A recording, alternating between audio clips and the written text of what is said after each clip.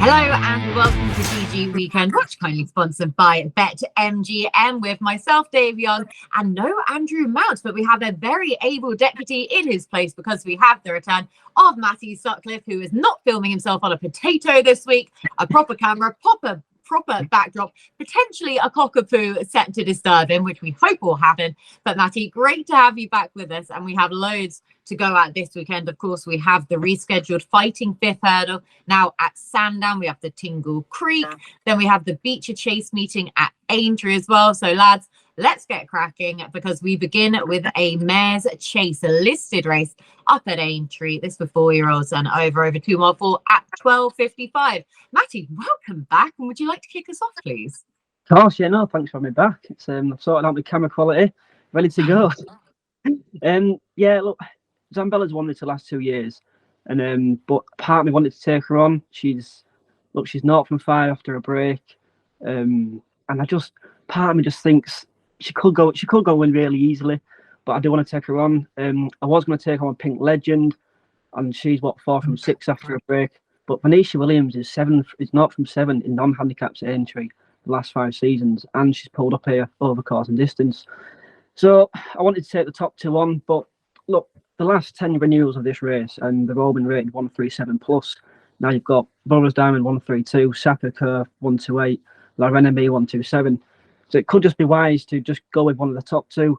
And Borough's Diamond record outside of listed companies, she's 6th, 5th, 6th, never closer than 34 lengths. She pulled up last time out Market Raisin behind Gala de Lito, never travelling. But do you know what? It is Sue Smith's time of year. You know, she's had a few winners recently. It's Maisie won earlier, and O'Connell just about to win now, I believe, as well. And when she pulled up in that race as well, My Old Gold pulled up in the same race in 2020 before winning this one. So I wouldn't completely write her off the back of that. All the wins have come left-handed as well. So, you know, going right-handed around Market Raisin what's suited. So I do want to. I would like to be with her. Lorena May, progressive RPRs the last twice for the Doctor, and then but Saka Kerr is kind of they fly in the ointment. You know, it just screams of a typical Skelton Saturday plot job, doesn't it? She wasn't disgraced in the Group 2 elite hurdle at Wincanton behind Rhubarb with Hansard, who followed up in the Jerry Fielding second. And then look, she goes back up in trip, reverts to fences. So Saka Kerr is an interesting one as well. And I just wonder whether if Zambella and Pink Legend take each other on up front, whether it will set up for a closer. Saka Kerr has come off the pace before, though she has gone forward at Plumpton and Fontwell the last two wins. If you had to give me one, I'd go with Borough's Diamond from off the pace of Sue Smith. Yeah, so to tie you down to one selection, then 11 to 1 about Borough's Diamond is not a bad way to go. But good cases made all round for some of those at bigger prices for Matty. Dave, which of these mares caught your eye? Zambella. I love Zambella. I've got like a weird soft spot for her, and I'm quite indifferent when it comes to the mares. Sometimes I look at them and it's going to sound really rude to say this, but I look at them and just think they're not the same standard as some of the geldings. Then you get good mares, and I think these are real good mares. Now, to touch on the main two, right? I think the frustrating thing with the market, the way that it's priced up, is at the time of recording, they're about 11 to 8 joint favourites. Probably in and around the right sort of price. Like May touched on, Zambella's first time up record fresh is just abysmal. Had Zambella have had a run, I feel like everyone would just be steaming into Zambella. But I wanted to make a bit of a case, basically just comparing the two of these, because I think it's a match between the two of them. And I wanted to basically see if I can give myself enough of a case so I can back Zambella. And viewers will be pleased to know that we're going to go in on Zambella, right? Record fresh for the horses. So I'm doing this when they're fresh, like right at the start of the season. For Pink Legend, it's 6th, then first, and 6th. 4 out of 5 of those runs were about this trip, though. Zambella's runs are unseated, 7th, 4th, 2nd, but none of the starts have been at this trip, right? So it looks like maybe she needed the run. So I'm trying to make that look better, prove anything with facts, right? The last 5 RPRs at about this trip, 147 for Pink Legend, 134, 139, 123, and 144. Those 140s ones are when she was 2nd and 3rd in the Mares Chase in March. This isn't Cheltenham, this is Aintree, right? Zambella, her last 5 are 142, 144, 148, 148, and 138. Both those lows were in the Mares Chase at Cheltenham in March. So if these two were racing against each other at Cheltenham, Pink Legend would finish in front. This isn't Cheltenham, and Zambella's far more consistent. Head-to-head, Pink Legend's beaten her 3 times, twice in that Mare's Chase at Cheltenham. I'll say it one more time. Zambella's beaten her 4 times, so finished in front, including when Pink Legend fell when beaten. Track record, Matty touched on, is 0 for 2 for Pink Legend, 1 for 1 for Zambella. But this is more important, right? There is plenty of range still about. It's soft to Aintree. The record on soft in chases is 1 from 8 for Pink Legend and 7 for 9 for Zambella. So obviously gamble responsibly. She's not a massive price. Like if she was 7 to 4, 2 to 1, I'd say steam into Zambella. But definitely, if you want to have a bet in the first on ITV, bet Zambella. Zambella to defy the probably anti-pressure angle, but Dave has managed to give us a whole load of stats then to counteract that. And that's what trends are there for too. We can skew them in our favour, but Zambella, we can't wait to see her, of course. Now we move on to the big event. Well, one of the big events, probably the big event, the Grade 1 fighting 5th hurdle for the 4-year-olds and over 2 miles. Now, of course, at Sandown after Newcastle was abandoned last weekend. Constitution Hill, he is the 2 to 9 favourite. He's got the green light so far to run here with Nico de Boinville, booked to ride 7 to 1 bar about the remainder. So, Dave, what do we do here? Right, I'm gonna be quick on this one, and I'm gonna implore viewers, please don't click off the video. I'll only be quick. I'm going to mention a horse that's going to annoy a few people, so we'll get on to Matty's, and the rest of the things I've got some better points. Right, Constitution Hill will win. It's the same as last week, and Shishkin, we're just hoping that he starts. We don't know if they're definitely going to run, but we're doing it as though the race is in there, right? As for the others, it'll be interesting to see how You Wear It Well and Love Envoy match up on this. But the ground's ideal for Goshen, right? And I know he was really bad at Ascot. He drifted like an absolute barge. He's 40 to 1 with Constitution Hill in the betting. The forecast for him to come second to Constitution Hill will pay about 10 or 11 to 1. So with Andrew not being here and in homage to him, for the price of a lottery ticket, I would probably play that. However, if the 6th runners hold up, the betting without market with Constitution Hill will play 2 places. He's 40 to 1 in it. He might be like 16s, 20 to 1 without Constitution Hill. And he's only got to finish second behind him. Love Envoy's a bit ropey first time up as well. Like, I think this is a windy enough race that Goshen at 40s should not be ignored at Sandown, but I'll stop there so the viewers can be retained. But there are other ways to play this race from a betting perspective, and I'm pleased to see we have enough runners to go at in this race as well. But of course, you did say about Shishkin, he has got the declaration 16 to 1, James Bowen. Massey, will he be able to get him to start, or what was your betting play in this one? Well, I suppose it depends whether Constitution Hill's going to go, isn't it? I mean, they've outright said if it's heavy ground, they are going to send him. I know that he won the Toll on heavy ground, but I feel like as a novice, you can kind of get away with running on heavy ground. As you mature and grow older, you kind of have a ground, you become ground dependent. And also, there's no point risking him on heavy ground whatsoever, is he? You know, his punters will feel and fans will feel upset that we aren't going to see him. But so if he doesn't go, now you're going to laugh at Dave for sticking up Goshen. You might laugh at me even more. I just can't get away from Not So Sleepy each way. Just plugging on for a place in second. I mean, look, the field could go down to 5. I couldn't trust Goshen as far as I could throw him. You're not too sure whether Shishkin's even going to jump off, and he's clearly here for a pipe over anyway. And Not So Sleepy, his record on heavy ground, 3 wins, a 3rd and a 2nd. He won this race in 2021, 3rd behind Constitution Hill in 2022. That was on good to soft as well, unfavourable good to soft ground. And you know you're probably all in stitches right now, but he has the 4th best RPR in this contest in the last decade. And you know he's in good form. He won the flat at Newbury, the good 7th in the Cesarewitch as well. So I just wonder whether some of the others fail to give the running, or in Shishkin's case, don't give the run at all. Whether you just plug on for a place, you know, 2nd place, which is better than what Love and Well could go off at 1 to 3 or something daft like that. So I'll probably say out of my chest now. I wear Not So Sleepy. You two have gone completely rogue then with the fighting 5th hurdle. With pair of you, just to remind you, you've gone for Goshen and Not So Sleepy. Right, there you go. The lads have lost their minds, but no, I'm only messing, of course. I love both of those horses, and they are well worth their places in this race, and they're 40 to 1 and 50 to 1 as well. But do just watch the weather and exactly who we're going to get definitely turning up on Saturday. Now we stick at Sandown for the 150, another Grade 1 contest here. This is the Henry VIII Novices Chase over just shy of 2 miles for the 4-year-olds and over. And JPR1 is currently the favourite then, Matty, at 15-8 from Colonel Harry in next. So we've got a lot of horses that we're still expecting to see plenty more from going forwards. But who did you like? Yeah, I think, look, we can all agree that this is a Grade 1 in nature. It's not the strongest Grade 1 you'll ever see. And I'm not too sold on JPR1 either. I think he's a really short price, what he's shown so far. I mean, he jumped well 2 starts ago when he had Monvielle in second, ICO in third. Monvielle obviously didn't give his run next time out. Don't think ICO gave his run in either. And I think we can agree he was going to beat Home Public last time out. But again, he's beating Home Public with Petit Tonnier behind anywhere near the standard of winning a race of this nature. I don't think it is. The one that I do really like is the outside of the field, Le Patron, who I cannot believe is this price. I still come up on my column on Wednesday at 14-1. He's now 20-1. So I'll be going back in again. And look, he's 2 from 2 over fences. He's won ease down the last twice, and he jumped so well here last time out. And jumping around Sandown as a novice like that, you're gonna take the rest out of the others. He'd be tough to peg back if he's in a similar groove. Drops back in trip, softer ground will suit. He's got quite a big knee action. So if stamina does come into play, I really think he'll be tough to peg back.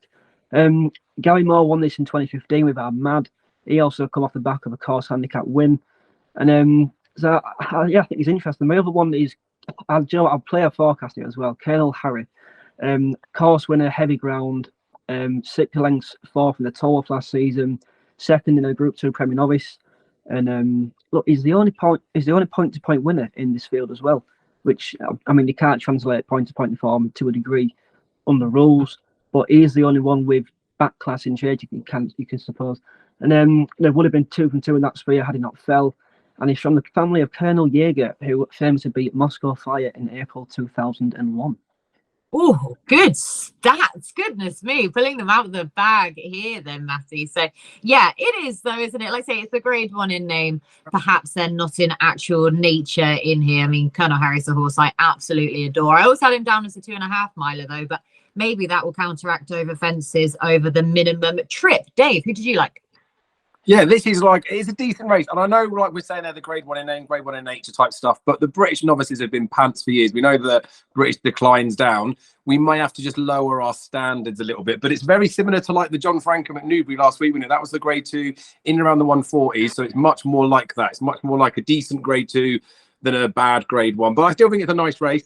So glad that Armad gets a mention here as well, Matty, because I used to back the horse every single year for the Ryanair. They never sent him there. But yeah, the get out and go merchant. When you see a horse flying over fences at Sandown, it's some sight. And I agree. I rewatched that race from the Patron.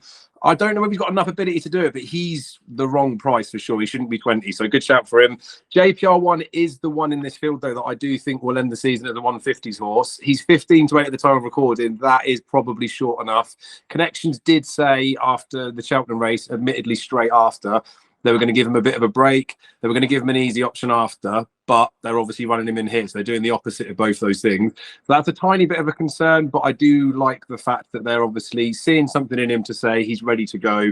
I quite like him. I don't like Colonel Harry. Can't really say too much about the Chepstow race, can we, because of the ride on the second, but he was gifted that race, and I don't believe the form of that will stand up in the slightest. So I think he's a terrible price. I think JPR1 is the best horse in the race at the moment. ICO seems to win first time out, and then every time he races, he gets worse and worse and worse. Unexpected party. This is the wrong trip for him, and he's a handicapper as far as I'm concerned. So I think JPR1 would win. I don't know whether I'll be steaming in at the price it is, because I think he's probably skinny enough. But if there was one to beat him, then I'm happy to side with what Matty said, Le Patron. But I'll be betting JPR1, but just not for much.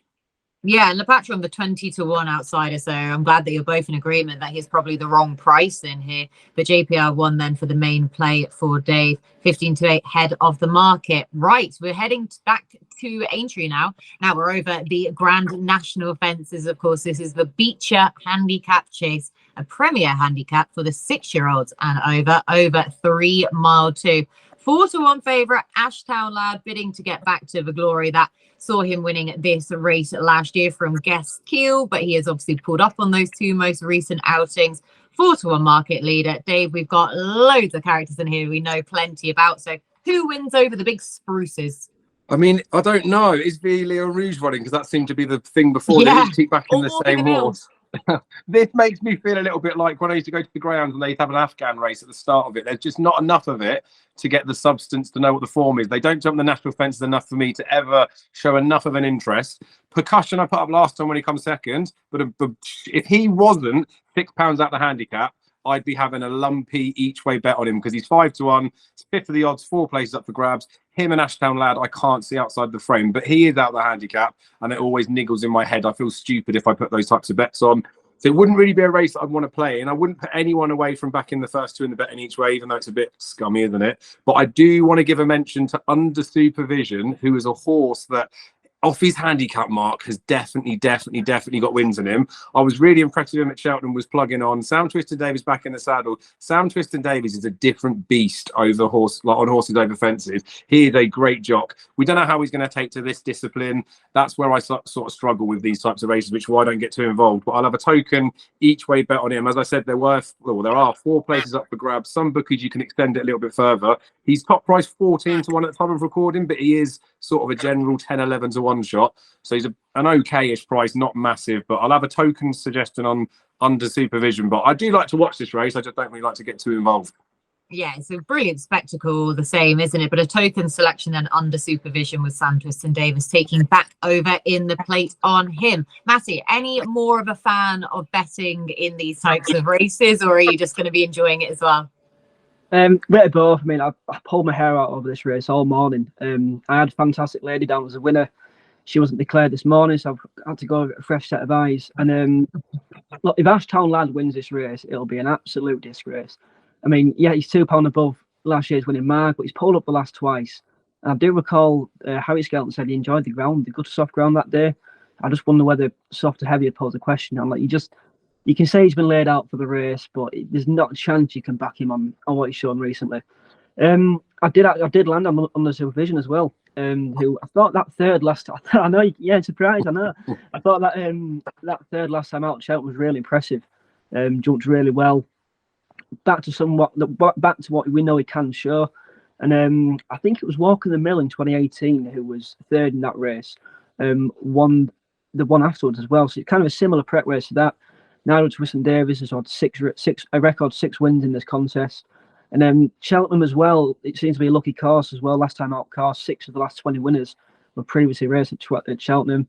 And as Dave said, look, Sam Twiston Davies from the front on a horse like this, in a race like this, he's made for it. He's an absolute genius. And he has won the race twice on Hello Bud 2010 and 2012. So my main play would be Under Supervision. I'll give a little mention to Manila Trump for Theo Gillard and Donald McCain. And he's 22-1 now, has come in from 40s. He ran a really good race in the Grand National. I mean, won like 3/4 of the field, pulled up, whatever it was. That was his first time over these fences. He jumped with plenty of zest, didn't save the trip, but kind of backed down now to a more adequate trip. Might not get the ground, but look, if he takes these fences once more, he might be a good one to back as well. So yeah, I'll completely disregard Ashton Lad. Disgraceful if he wins, and I'll go with Under Supervision.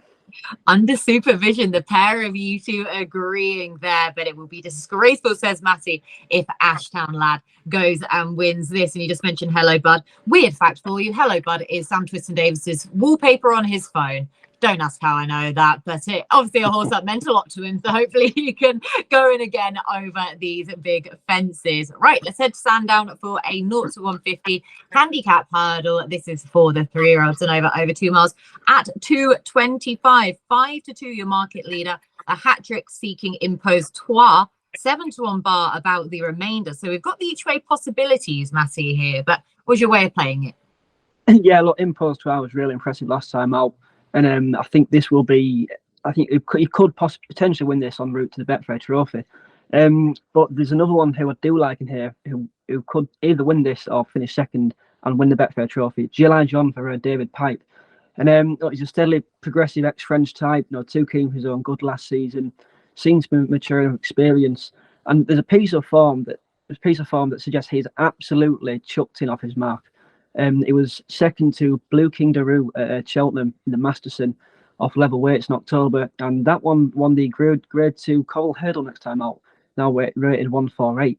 And look, I'm really surprised that the handicapper hasn't reassessed Juvenile because he's, what, £23 lower for a 2-length gap. And like you can say, he wasn't quite impressive last time out, and couldn't quite match the finishing kick of the Welsh champion hurdle 50 in Coco, the county hurdle winner Favour. But look, Jack, he wasn't really put in the race. He came there swinging, joined the leaders at the last on the bridle, jumped in front, but then he wasn't given much of an effort. Kind of let the leaders go ahead of him. Jack didn't ask for a tap until kind of they'd gone 3 lengths ahead. Finished off quite well, so it was an eye-catching run, I thought.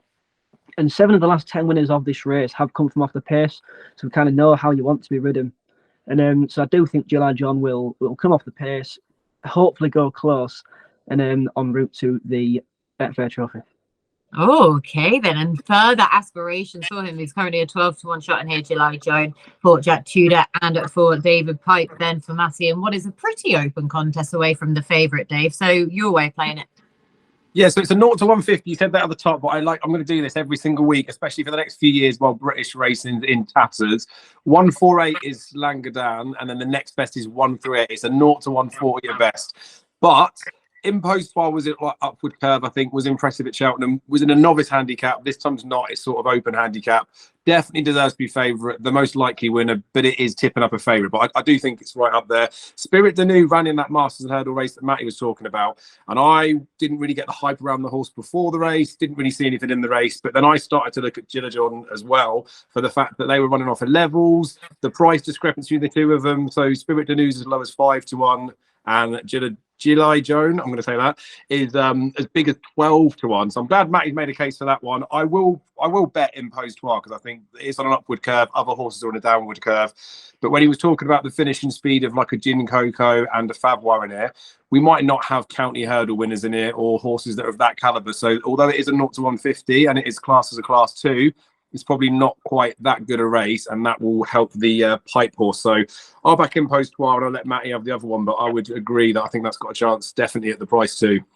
Yeah, 12 to 1 then, but at least you've given one of Matty's bigger price selections another nod, Dave. We appreciate that for Ante-post. Probably the most likely winner for you in that 225 at Sandown. Right, we head back to Aintree again now, and it's the turn of the 3-year-olds. We have a listed juvenile hurdle over 2 mile 1 at 240, and my prices haven't refreshed yet, so I don't know what is favourite, but at least we've got plenty of runners to go at, Dave. We do, yeah. Max the Stars is favourite. Ran behind Woodhoe at Newbury. Blech, like real meh form, real bad race. It's again like I'm gonna have to stop saying it, but like this is a listed like juvenile hurdle race. It's pants, really, really bad. What's good though is I don't really have an interest in this race from a betting perspective. But the fact that Andrew's not here means I can give a little Christmas gift to him, because he mentioned Knight of Allen a few weeks ago, right, Yes, as a horse potentially for a Fred Winter, and it was carried out in that race that Burdett Road won at the first. Burdett Road was in the race. The French horse was over. Burdett Road is favourite for a triumph. So just in the context of betting, Knight of Allen was 22 to 1 in that race, and Knight of Allen is 16 to 1 in a race here where the top rated horse is about 117. So probably 2 stone worse than Burdett Road. So regardless of form, regardless of anything, Knight of Allen is the wrong price. It's interesting as well because we talk about Jane Williams horses. They like a little bit of slow ground. Christmas time, they seem to get paid as well. Andrew touched on the fact that it might not do too much, might want to just get a mark, but they've got Sam Twiston Davis on board. Like, people aren't just getting Sam Twiston Davis on if they're just trying to get a handicap mark. I don't think Sam Twiston Davis is the type of jockey that you'd have on a horse that you want to hide out the back. There's plenty of others that you might want to do that with. I can imagine that this is a weaker race than Cheltenham. Jane Williams knows that, and they're thinking he could still win this and get in a Fred Winter. So Knight of Allen at 16 to 1, thanks to Andrew Mount, no courtesy of my own. It's a definite bet. Like, it's well worth a swing at that one. Each way, I'm pretty sure there'll be 4 places up for grabs as well.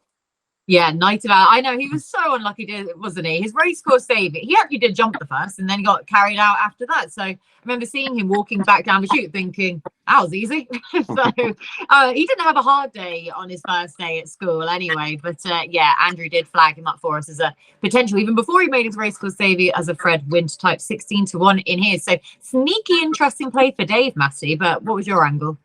Yeah, no, I like the Knight of Allen angle. By Masterstroke, of course, from the family of Galileo. And but it's actually the other Masterstroke gelding, Le Fauve. I apologise to any French listeners if I completely butchered that. But Le Fauve for Dan and Harry Skelton. Now, it was a 6-figure sum in a flash sale online in September. after coming second to the highly regarded Anazadem, I think it is, who backed that win next time out. And look, on Google Translate, his name translated to English means the beast. Now, you don't call a horse Le Fauve if he's not a beast, you know what I mean? So I'm not going pure off the name, but he's an interesting one, big strapping chaser for the future. And Dan Skelton's record in non-handicaps at Aintree over the last 5 seasons, 8 from 40, 22 places, which isn't, it's respectable. Backing them to a £1 level stake, you would have seen £62.94 back for your money. So I'll take a chance on the beast. The beast, Le Fauve. Yeah, I'm going to go with the beast instead. The French beast. I love that, though. I always feel like I learned something on this show, not just from a statistical horse racing perspective, but different translations. And I feel like I learned languages far more than I did in my actual French lessons in school. So, Matty, thank you for that. Right, we have more Grade 1 action up now. This is the Tingle Creek Chase for the 4-year-olds and over just shy of 2 miles at Sandown at 3 o'clock. John Bon, 1 to 3 favourite, but he does have 4 rivals declared taking him on here, Matty, at least. But are you just going to sit back and watch John Bon win this, or did you have a betting play? I've had a bet for the column. It's Haddock each way. Look, I think we can all agree John Bon is the likeliest winner. I thought his winning the Slur Chase last time out was absolutely exceptional. Probably he looks like he's strengthened up since, he's matured since, he's become a smarter horse, and I think it's a massive danger to El Fabiola in March. Regarding the others, I think Edwardstowe wants further.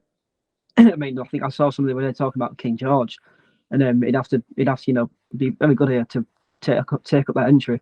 He wasn't disgraced behind John Mon, but Nube Negra as well, 0 from 3 at Sandown, 0 from 7 in Grade 1s. Boot Hill's had 2 hard enough races. I know he was close behind John Bon last season, but it's hard to see him bridging the gap.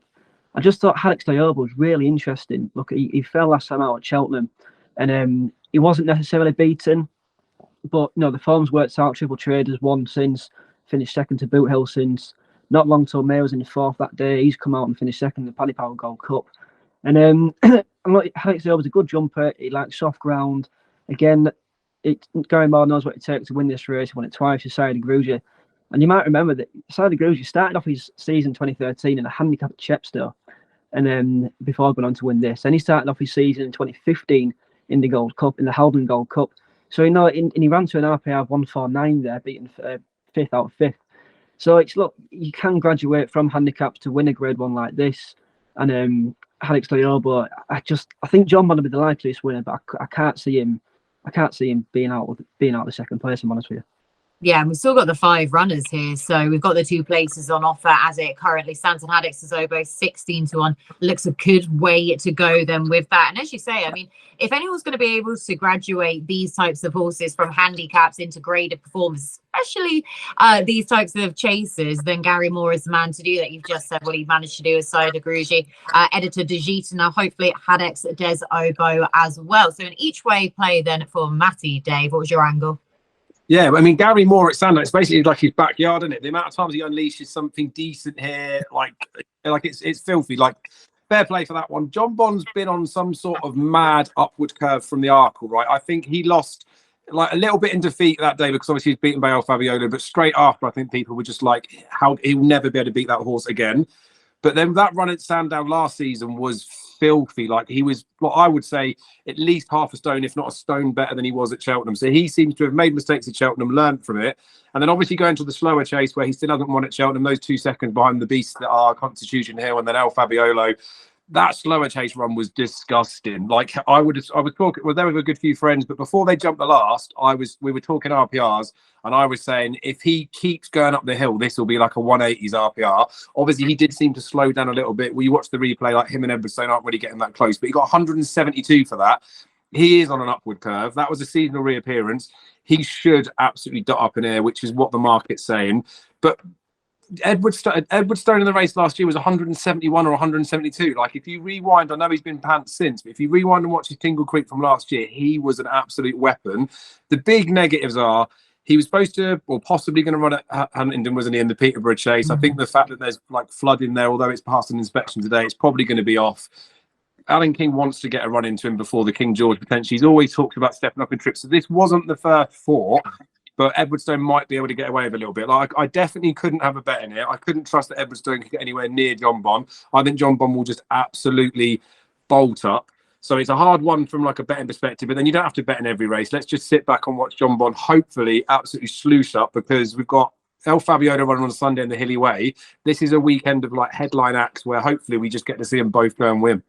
Yeah, we've got a proper 2-mile chase division back again in between the fight between those two for Britain and Ireland, of course, as well. And this weekend is going to be very telling. Right, that was the grade 1 at Tingle Creek, the 3:15 at Aintree. Now, this is a handicap hurdle for 4-year-olds and over 2 mile 4. 9-2 the field.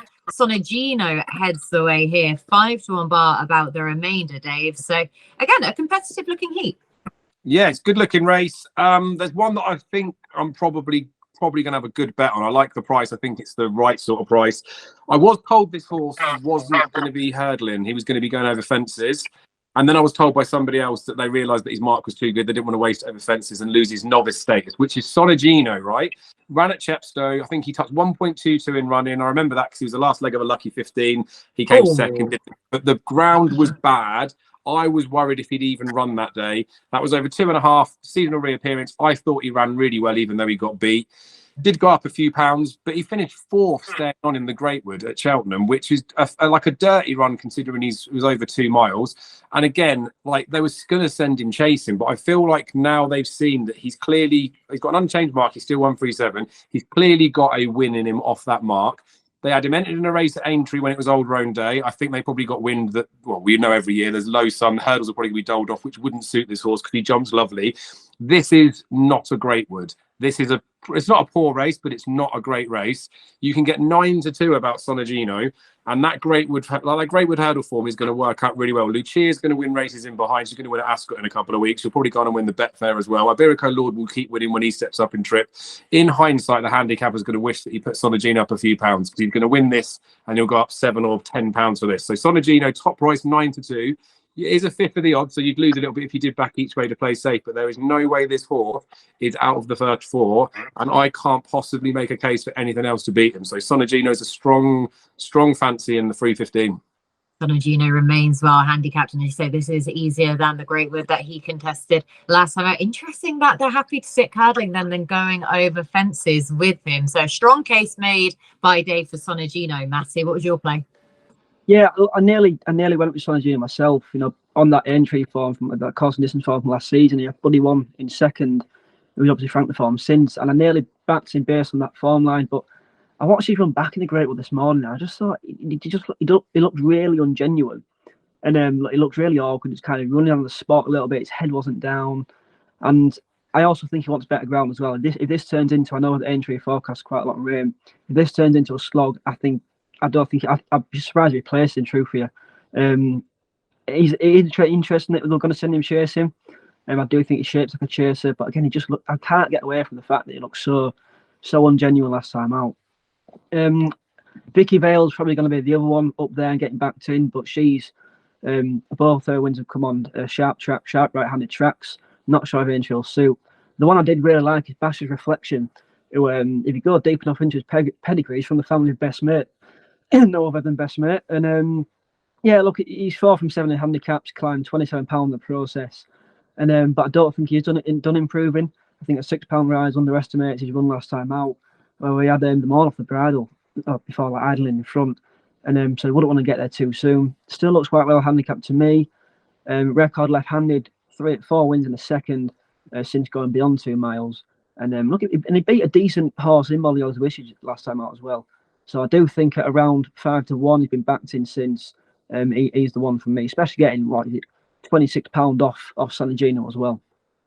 Yeah, I say getting enough weight away from the favourite Sonigino. 5-1, then Becher's Reflection match feels like he can trust him that bit more than Sonigino in the 3:15 at Aintree. Right, our final scheduled race, I should say, in this section is the London National, a 0-150 handicap chase over the slog of 3 mile 4.5 furlongs at Sandown at 335. Now we have Fontaine Collage and Beauport joint favourites at 3-1 at the head of the market, 8-1 bar about the remainder. So, Matty, this is always a proper test, this race. So, who lasts out the longest in here? Yeah, it's always a slog, isn't it? It's both a lovely and a grueling sight to behold. Yeah. And again, it was tricky to work out. I thought I landed on Fontaine Collage. Now I don't like backing favourites and handicaps of this nature. It is against my morals. But at 3-1, the stats back it up. The Yard won it last season, first time up with Quick Wave. That was off a 327-day layoff. The last two winners of the race have come fresh.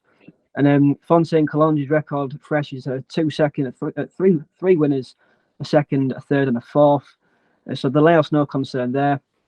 And obviously he's coming back off a wind up as well. And now Venetia Williams' record with horses first time up after a wind operation, 25% strike weight, which is fantastic. And it's only a pound above that Haydock win when he beat the Big Breakaway, who I was annoyingly on, and it was second in the Welsh National afterwards. So again, I was annoyingly on. So I'm hoping that I can have some solace from Fontaine Collange's, and he can outstay them.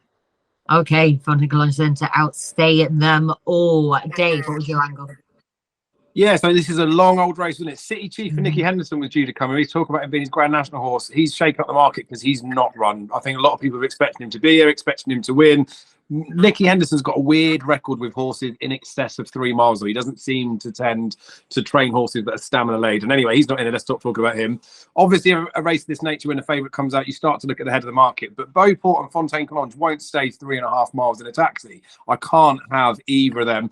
And I know that race, right, with the Big Breakaway, we all love the Big Breakaway, let's be honest, but beating him in a ding-dong head bob, it doesn't really confirm your stamina. It probably just confirms that Big Breakaway doesn't win races, does it? Back in third that day is a horse called Rapper, and Rapper is who I will bet in here, but I will also be betting Rapper on New Year's Day at Cheltenham when he might more likely win. But this horse was given £7 to Fontaine Collage that day, got an 11-length beating, and they're off the same terms in this race today. So not really better rated. £11 to make up. If you watch the race back, he wasn't really staying on loads towards the line to close the gap, but obviously this is 3.5 furlongs further.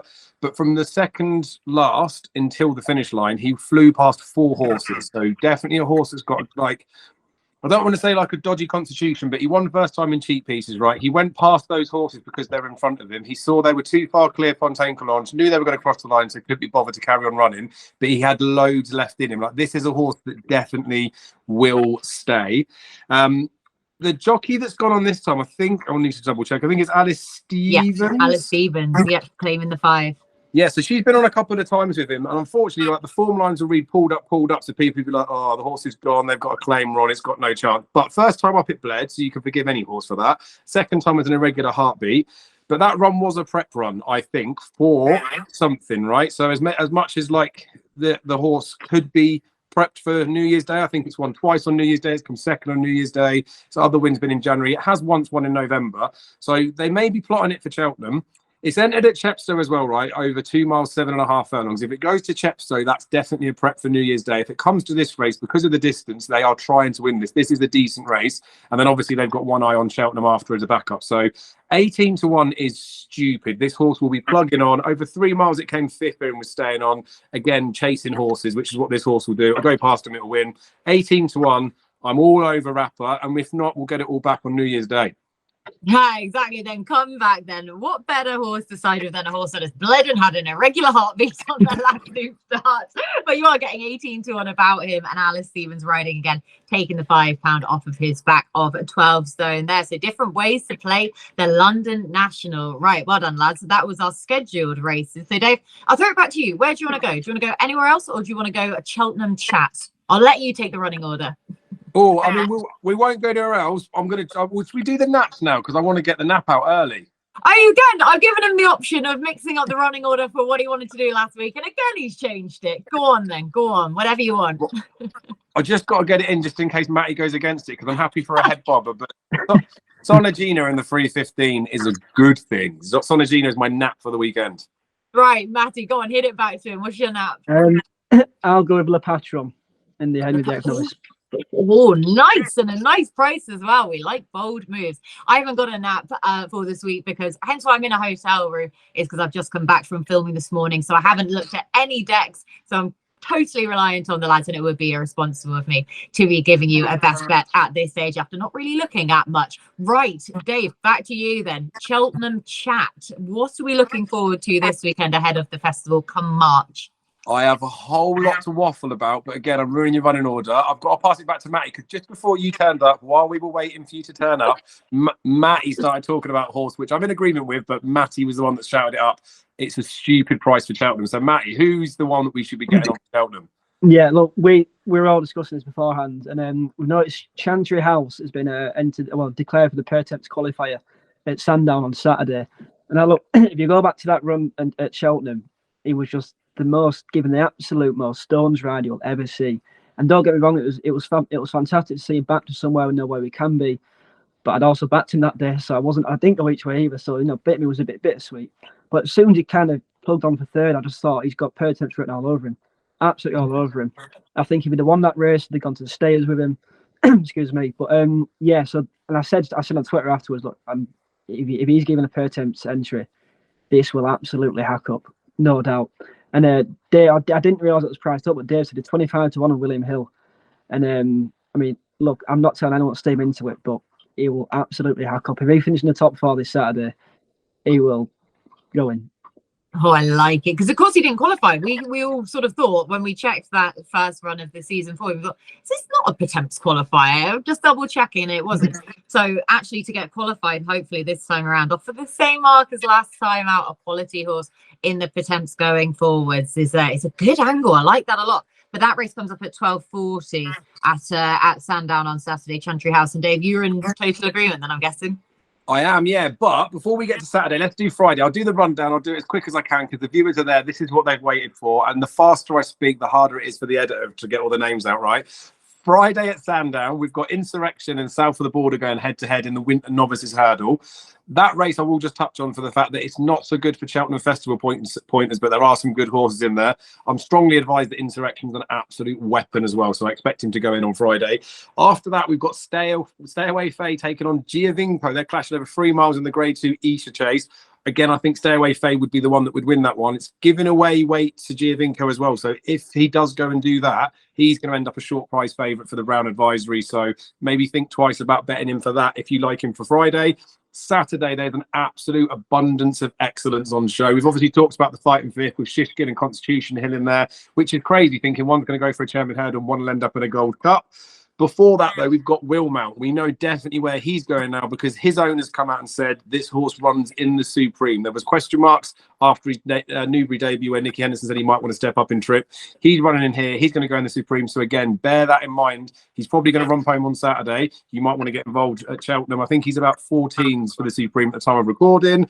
Matty's already said it, but there's a Pertemps qualifier, Chantry House. He's stupidly big price. It's only William Hill, but he's 25 to 1. That will shorten up before he runs, and after he qualifies, it will shorten up again. How mad is it that a horse can come fourth and his price will probably like quarter or a fifth for Cheltenham? It's madness.